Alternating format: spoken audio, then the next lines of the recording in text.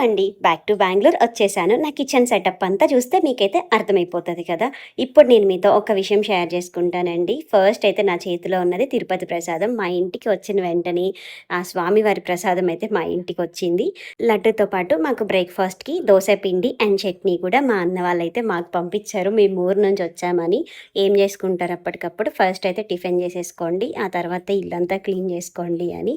Army లైఫ్‌లో ఇదొక best part అండి. వచ్చాము అంటే తినడానికి ఏదో ఒకటి ఇస్తారు పక్కింటి వాళ్ళు. అండ్ చెప్తాను అన్నాను కదా! మేము చాలా ఇయర్స్ నుంచి ట్రైన్ జర్నీ చేస్తున్నాం కానీ, ఇప్పుడు జరిగిన ట్రైన్ ఇష్యూ మాత్రం లైఫ్‌లో మర్చిపోలేము.